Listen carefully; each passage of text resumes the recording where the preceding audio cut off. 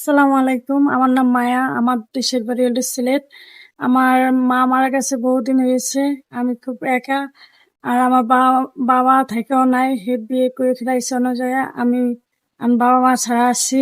আমি খুব অসহায় আছি। আমার মা অনেক কষ্ট করে বিয়ে দিয়েছিল।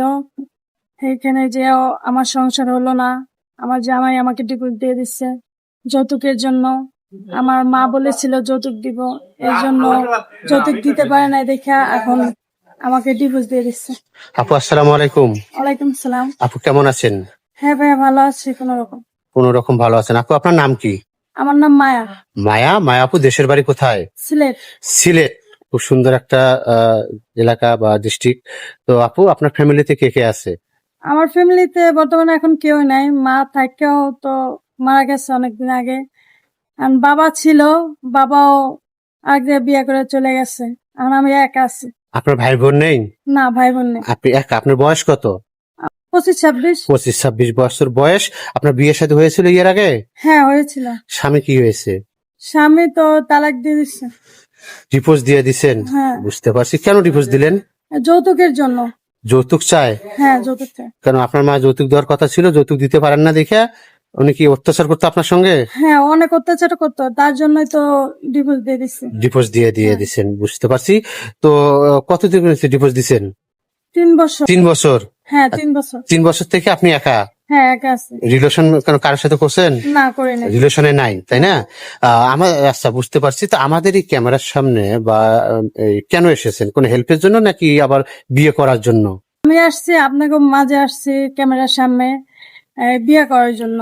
বিয়ে করার জন্য। হ্যাঁ। বুঝতে পারছি। তো আপনার বয়স তো 25 বছর বলছিলেন, তাই না? হ্যাঁ, হ্যাঁ। তো কোনো ভাই যদি আমরা ভিডিও পাবলিক করব, দেখা যায় কোনো ভাইয়ের বয়স 30, 40 বা 50, এরকম যদি কোনো ভাই আমাকে নক করে যে মায়া আপুকে দেন, তাকে আমার পছন্দ হয়েছে, তাকে আমি বিয়ে শাদী করতে চাই, আপনি কি বিয়ে করবেন? হ্যাঁ, কোনো সমস্যা নাই। আমার বয়সে কোনো সমস্যা নাই।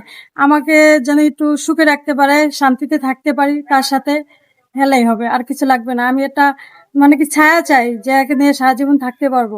বুঝতে পারছি। স্বামী নামে বট গাছ চাচ্ছেন একটা। হ্যাঁ, হ্যাঁ। বুঝতে পারছি। তো আসলে কোনো ভাই তো 40, 50, 60 বছর কেউ তো সিঙ্গেল থাকে না, হয়তো ওয়াইফ মারা গেছে বা চলে গেছে, এরকম কোনো ভাই যদি হয়, কোনো সমস্যা নাই আমার। আর তার যদি একটা বাচ্চা কাচ্চা থাকে, ছেলে মেয়ে থাকে, তারপর কোনো সমস্যা নাই, আমি আমার বাচ্চার মতন ভালোবাসবো তাকে। ভালোবাসবেন? হ্যাঁ। নাকি আবার ওই কি জানি সৎ মায়ের মতো আচরণ করবেন? না, না, না, সব মায়ের মতন আচরণ করবো না। আমার তো বাচ্চা পোলাপান নাই। আপনি নিজের মায়ের মতো আচরণ করবেন, ব্যবহার করবেন। অবশ্যই। বুঝতে পারছি। আপনি তো মুসলমান, তাই না? হ্যাঁ, নামাজ কালাম পড়া হয়? হ্যাঁ, নামাজ পড়বো। বুঝতে পারছি। আপনি লেখাপড়া কত করছেন? আমি 7 পর্যন্ত। ক্লাস 7 পর্যন্ত করছেন। আসলে লেখাপড়া করার ইচ্ছে ছিল, কিন্তু আর্থিক সমস্যার কারণে করতে পারেন নাই। বুঝতে পারছি। তো আপু, কেউ যদি আপনার এই দুঃখের কষ্টের কথা শুনে কেউ যদি যোগাযোগ করতে চায় বা কথা বলতে চায়, কিভাবে যোগাযোগ করবে? আপনাকে মাধ্যমে যোগাযোগ করলে আমার পেয়ে যাবে। সুপ্রিয় দর্শক, আসলে মায়াপুর মুখেই শুনলেন, আসলে উনি খুব অভাবে বা অনেক কষ্টে আছে, বা ওনার বাবাও নেই, বাবা থেকেও নেই, তো মা তো নেই। তো যাই হোক, ওনার সঙ্গে কেউ যোগাযোগ করতে চান বা কথা বলতে চান, এই মুহূর্তে ডিসপ্লেতে একটি নাম্বার দেওয়া আছে। এই নাম্বারটা ইউটিউব চ্যানেল কর্তৃপক্ষের। এই নাম্বারে ইমো, হোয়াটসঅ্যাপ সব আছে। আপনারা অবশ্যই এই মায়াপুর দেখতে পাচ্ছেন, আমি হাইটটা দেখাই দিতেছি। অনেকেই বলেন কি রকম। তো যাই হোক, ওনার সঙ্গে কেউ যদি কথা বলতে চান, তাহলে এই মুহূর্তে স্ক্রিনের নাম্বারে যোগাযোগ করবেন। মায়াপুর একটা স্ক্রিনশট মেরে পাঠিয়ে দিবেন, আমরা যোগাযোগ করে দেওয়ার জন্য চেষ্টা করবো। সবাই ভালো থাকবেন, সুস্থ থাকবেন। আল্লাহ হাফেজ। আসসালামু আলাইকুম।